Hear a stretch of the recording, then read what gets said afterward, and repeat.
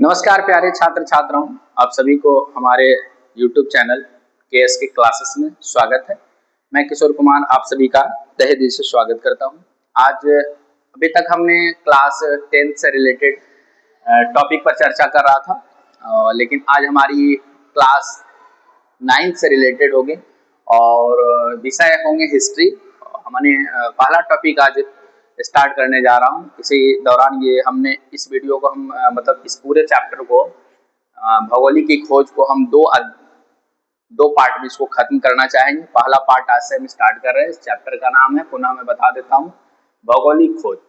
बच्चे, चूंकि हम सब जानते हैं कि भौगोलिक खोज हमारे लिए एक बहुत बड़ा वरदान साबित हुआ। चूंकि अगर ये भौगोलिक खोज नहीं होता तो शायद आज हमारा दुनिया बहुत छोटी दिखती। चूंकि जैसा हुआ कि मान लीजिए जब भौगोलिक खोज जब हुई तो उस दौरान एक देश दूसरे देश के साथ संपर्क में आने लगे, व्यापार बढ़ा, वाणिज्य का विकास हुआ, नए तकनीक आए, संस्कृति बढ़ी। इस तरह के हर एक चीजों में हमारे जो है ना एक तरह से समझ सकते हैं क्रांतिशील आई है। तो उसी से रिलेटेड हम कुछ बिंदु पर बात करेंगे। हमारा कुछ परिचय है, इंट्रोडक्शन, उसको हम लोग समझते हैं। 15वीं और 16वीं शताब्दी में यूरोप देशों में नए समुद्री 15वीं और 16वीं सदी में 15वीं और 16वीं सदी में देशों में नए समुद्री मार्गों की खोज की गई थी। मतलब कि हम ऐसे कह सकते हैं कि समुद्री मार्ग खोज ये 15वीं और 16वीं शताब्दी में सबसे ज्यादा देखने को मिलता है। ठीक है, और इन्हीं दौरान हमारा भारत, फिर आपका अमेरिका, ऐसे ऐसे जो है ना उपमहाद्वीप की खोज हुई। वास्को डी गामा, कोलंबस, ये यात्रियों ने क्या किया, खोज। इन सब यात्रियों का खोज का श्रेय जाता है। इन खोजों का मुख्य उद्देश्य था भारत और एशिया के साथ व्यापार बढ़ाना पूरे देश, और इसमें प्रमुख भूमिका निभाए थे पुर्तगाल, स्पेन, इंग्लैंड, फ्रांस, हॉलैंड आदि देशों ने इसमें जो है ना अपना अहम भूमिका निभाए थे। भौगोलिक खोजों से विश्व में व्यापार और उपनिवेशवाद और आधुनिक युग की शुरुआत हुई। इन खोजों ने विश्व राजनीतिक, आर्थिक, सांस्कृतिक इतिहास को बदल डाला। वैसे जैसे कि हमें बताए थे कि जैसे हमारा खोज जब दुनिया के साथ हम जब कनेक्टिविटी में आने लगे तो उस दौरान हमारी राजनीतिक, आर्थिक, सांस्कृतिक, धार्मिक तमाम चीजों जो है ना फैलता चला गया। हमारी संस्कृति उसके से संपर्क में आने लगा, उसकी संस्कृति फिर हम लोग समझने लगे। इस तरह से अब एक पूरा का पूरा जो है ना विश्व हमारा एक परिवार सब बनने लगा। तो काफी योगदान रहा इस भौगोलिक खोजों के लेकर के। और इसका अगर समय देखा जाए तो 15वीं से 16वीं सदी तक रही है। और मुख्य उद्देश्य था नए समुद्री मार्गों का खोज करना। चूंकि जब तक समुद्री मार्ग का खोज नहीं हो पाता तो शायद हम लोग ये नहीं जान पाते कि अन्य देश कहाँ, उसकी स्थिति क्या है, उसकी संस्कृति क्या है, उसकी कल्चर क्या है। इन तमाम चीजों से हम लोग परिचित नहीं हो पाते। मुख्य परिणाम यही रहा कि उपनिवेशवाद का विस्तार हुआ, विश्व व्यापार का विकास और आधुनिक युग का शुरुआत हुई थी। तो ये आपका परिचय से रिलेटेड बात है। हम लोग आगे बात करेंगे।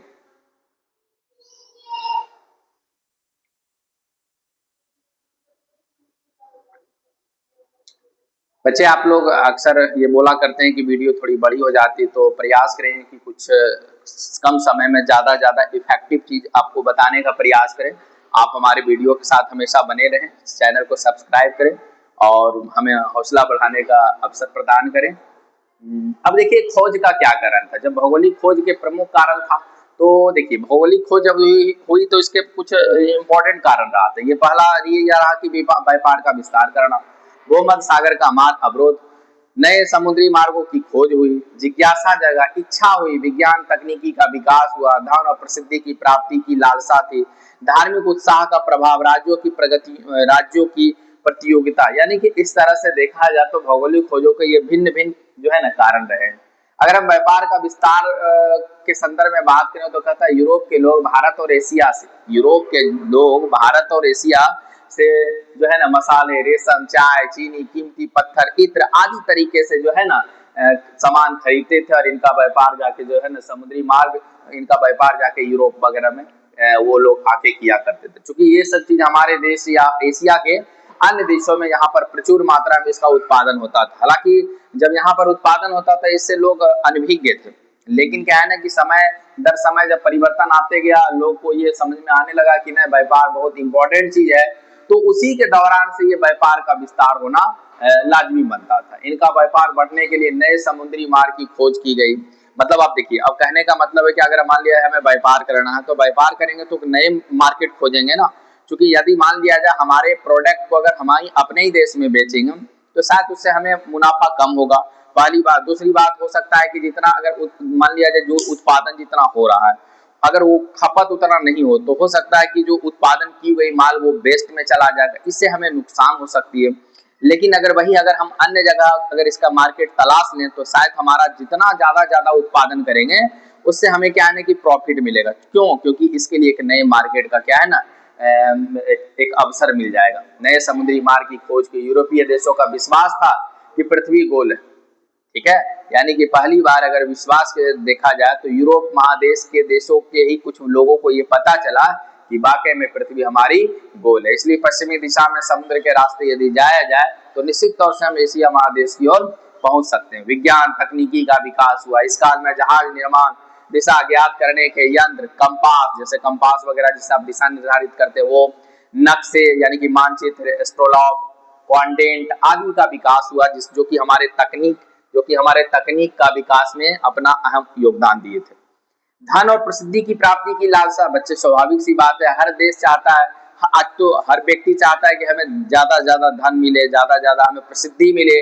तो निश्चित तौर से हम हर देश ये भी चाहता है। समुद्री यात्राओं से नए देशों की खोज करके यूरोप के लोग धन प्राप्ति और यश प्राप्त करना चाहते थे। निश्चित तौर से यूरोप के लोग चूंकि ज्यादा हम एशिया वाले देश से कुछ ज्यादा वो लोग बुद्धिजीवी थे, निश्चित तौर से इस बात को हम कह सकते हैं। अगर ऐसा नहीं होता तो हमारे एशिया के कई देश जो उसका उपनिवेशक बने हुए थे शायद नहीं बन पाते। तो ये बात बिल्कुल कहीं ना कहीं कहना जायज ही होगा। धार्मिक उत्साह का प्रभाव, ईसाई धर्म के लोग जब यह भावना थी कि एशिया और अफ्रीका में जो है ना अपने धर्म को फैलाए, क्योंकि हमारे एशिया महादेश में ईसाई धर्म चूंकि उतना लोगों को मैंने उतनी ज्यादा संख्या नहीं थी उस धर्म को मानने वाले, तो वो सब जो लोग यानी कि यूरोप महादेश के लोग ज्यादातर ईसाई धर्म से बिलोंग्स करते थे। तो वो लोग जब हमारे यहाँ व्यापार वगैरह करने आए तो वो इस बात को लेकर के भी अब उसके मन में कहीं ना कहीं इस बात को चल रहा था कि हम जब जाएंगे तो निश्चित तौर से हम उस धर्म का भी प्रचार करें, इससे होगा कि हमारा वहां पर एक तरह का फाइट बनेगा। तो निश्चित तौर से ये चीज वो चाह रहा था। राज्यों की प्रतियोगिता, यूरोप के देशों में पुर्तगाल, स्पेन, इंग्लैंड, फ्रांस, हॉलैंड व्यापार, धन, उपनिवेश से प्राप्त करने की होड़ सी मच गई है। निष्कर्ष यही निकलता है कि उपर्युक्त कारणों से यूरोपीय देशों को नए समुद्री मार्ग की खोज करने के लिए प्रेरित किया। तो बच्चे यही सब कारण था कि जो है ना यूरोप के देशों को नए समुद्री मार्ग खोज करने के लेकर के जो है ना उससे उत्साहित किया था।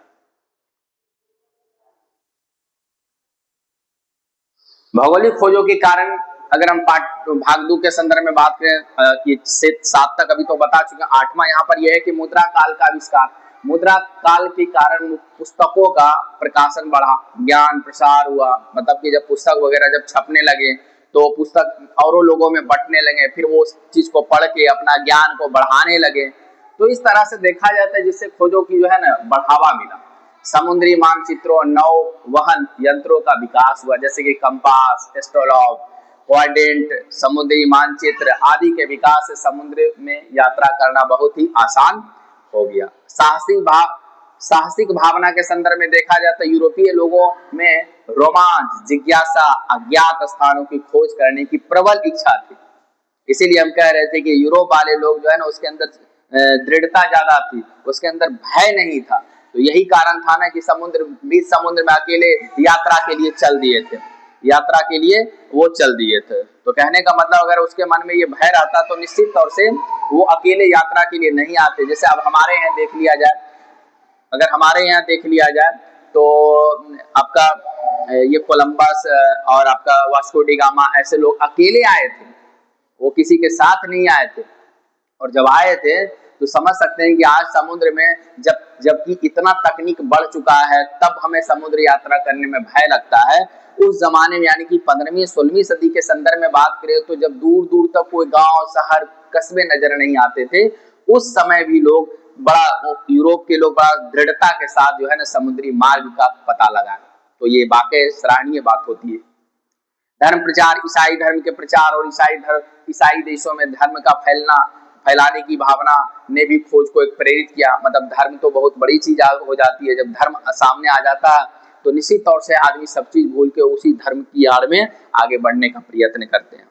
कीमती धातुओं और विलासिता की वस्तुएं की चाह, स्वाभाविक सी बात है कि यूरोप के लोग जब साहसी होंगे तो इन सब चीजों को उसकी चाह तो होगी ही।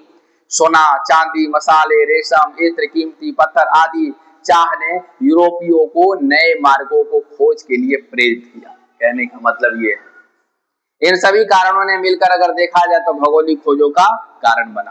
काश अगर इन सब अभी जो हमने 12 कारण आपको बताए थे ये बहुत इंपॉर्टेंट रखता है, जो कि हमारा भौगोलिक खोज का एक नया युग की शुरुआत का देन होता है।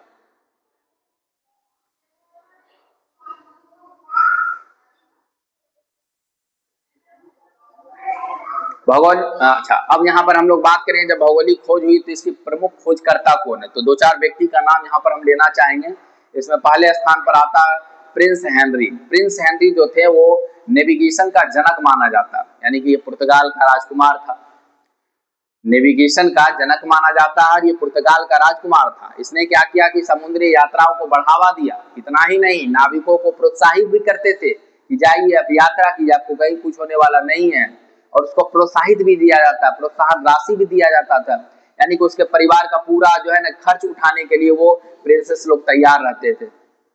इससे होता था कि मान लिया जाए, उसको लगता था कि यदि समुद्री मार्ग का खोज अच्छे तरीके से कर लिया जाएगा तो हमारा देश डेवलप करेगा, निश्चित तौर से हमें व्यापार करने का एक अलग मार्ग मिल जाएगा, एक अलग जगह मिलेगा। तो हमारे यहाँ जो भी जरूरत का चीज है हम दूसरे देशों से मंगाएंगे और हमारे यहाँ जो भी उत्पादन होता है हम इस चीज को जाके वहां जाके बेचेंगे, इससे हमारा आर्थिक स्थिति सुदृढ़ होगा। तो इसी कारण से ये प्रिंस हेनरी जो है ना ये नाविकों को प्रोत्साहित करते थे। इन्होंने मानचित्र बनाने, जहाज निर्माण और खगोलीय ज्ञान के विकास में अपना अहम योगदान दिया। बार्थोलोमियो डायस के बारे में बात करेंगे तो ये भी हमारे पुर्तगाल का ही है और ये 1488 ईस्वी में अफ्रीका के दक्षिणी सिरे को पार किया। उन्होंने कैप ऑफ गुड होप के संदर्भ में अगर बात करें तो इसको अच्छी आशा अंतरिक्ष की खोज इन्होंने ही किए थे। तो याद रखेंगे बार्थोलोमियोस क्या किए थे, तो कैप ऑफ गुड होप की खोज किए थे बच्चे। कैप ऑफ गुड होप को हिंदी में आप अच्छी आशा या अंतरिक्ष कह सकते हैं। इस खोज से भारत जाने का समुद्री मार्ग भी खुल चुका था। मतलब जैसे ही कैप ऑफ गुड होप की पता लगा वैसे ही भारत जाने का समुद्री मार्ग का भी खोज सामने आ गया। कुछ परीक्षा के तथ्य से संदर्भ में बात करेंगे। ये देश है आपका पुर्तगाल का, उपाधि है नेविगेशन का जनक, योगदान समुद्री यात्राओं का बढ़ावा देना। यानी कि प्रिंस हेनरी के संदर्भ में अगर हम बात करें तो प्रिंस हेनरी कहाँ के थे भाई, तो पुर्तगाल के थे। इनको उपाधि दी जाती है नेविगेशन का जनक माना जाता है इनको। योगदान के संदर्भ में बात करें तो समुद्री यात्राओं को खूब बढ़ावा देते थे। उसी तरह से बार्थोलोमियोस डायस के बारे में अगर बात करें तो ये भी हमारे पुर्तगाल के ही थे। इन्होंने 1488 ईस्वी में जो है ना दक्षिण अफ्रीका के दक्षिण सिरे पर पार किया था। अगर हम बात करें तो क्या किए, तो दक्षिण अफ्रीका मतलब अफ्रीका के दक्षिणी सिरे यानी कि कैप ऑफ गुड होप का पता लगाए थे। महत्वपूर्ण बातें ये हैं कि भारत जाने का समुद्र मार्ग इन्होंने खोज निकाले थे। एक और लाइन है, इसको हम लोग थोड़ा समझ लेते हैं। प्रमुख खोजकर्ता में अभी दो व्यक्ति बताएं, तीसरा व्यक्ति हमारे वास्को डी गामा जी हैं। इन्हें पुर्तगाल का महान समुद्री जो है ना खोजकर्ता माना जाता है। यानी कि अगर देखा जाए तो ये पुर्तगाल का महान समुद्री खोजकर्ता, ठीक है। 1498 ईस्वी में अफ्रीका के चारों ओर घूमकर भारत के कालीकट केरल तक पहुंचा था। जमोरिन जी इनका स्वागत किए थे। जमोरिन कोई व्यक्ति का नाम नहीं है, ये पद है, एक वो समुदाय के संदर्भ में बोला जाता है, ठीक है। तो इसने भारत और यूरोप के बीच समुद्री मार्ग का खोजने में महत्वपूर्ण भूमिका निभाई। इसकी यात्रा से रिलेटेड बात करें तो भारत में यूरोपियों का व्यापार शुरू किया। मतलब यही वास्को डी गामा जब हमारे देश में आए थे तो इन्होंने भारत में बहुत सारे मसाला लेके गए थे। ये मसाला जब यूरोप के बाजार में बेचे थे ना, तो ऐसा माना जाता है कि उन्होंने इस व्यापार में तकरीबन 26 गुना मुनाफा प्राप्त किए थे। इससे उनकी दिलचस्पी जो है ना भारत के संदर्भ में और बढ़ गई थी।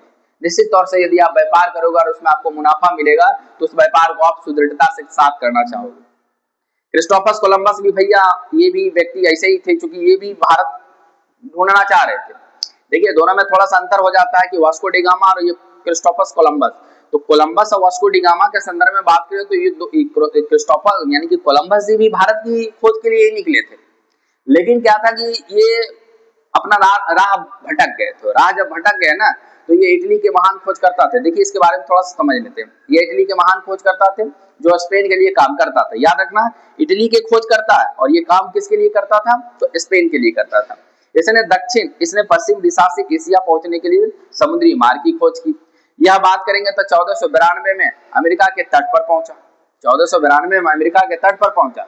और ये कालीकट के तट पर कब पहुंचे? तो 1498 केरल के कालीकट में पहुंचे थे। और 1492 में अमेरिका के तट पर पहुंचे थे। इसने यह सोचकर भारत को ढूंढना था कि परंतु इसे ये पहुंच कहाँ गए? तो अमेरिका पहुंच गए। तो इस दौरान देखा जाए तो ये पहुंचना कहाँ चाह रहे थे? तो भारत, लेकिन पहुंच कहाँ गए? अमेरिका। अगर हम वास्को डी गामा से रिलेटेड, उनके तथ्य से रिलेटेड बात करें, वास्को डी गामा पुर्तगाल के यात्री थे। वर्ष 1498 ईस्वी में ये भारत आए थे। उपलब्धि यह है कि उन्होंने भारत पहुंच गए थे, यानी कि भारत पहुंचे। और कहाँ पहुंचे? तो केरल के कालीकट में। महत्वपूर्ण बात यह है कि भारत और यूरोप के बीच जो है समुद्री मार्ग खोजने का इन्हें श्रेय दिया जाता है। उसी दौरान अगर क्रिस्टोफर कोलंबस के बारे में बात करें तो ये इटली के हैं और स्पेन के लिए काम करते हैं। 1492 ईस्वी में अमेरिका के तट पर पहुंचा और पश्चिमी दिशा से, और दिशा इनका था पश्चिमी दिशा से। एशिया कहाँ? भारत पहुंचना था, लेकिन पहुंच कहाँ गए? अमेरिका के तट पर। ठीक है, तो इसी तरह से हम आपके लिए वीडियो लेके आते रहेंगे। आप हमारे साथ बने रहेंगे। नमस्कार।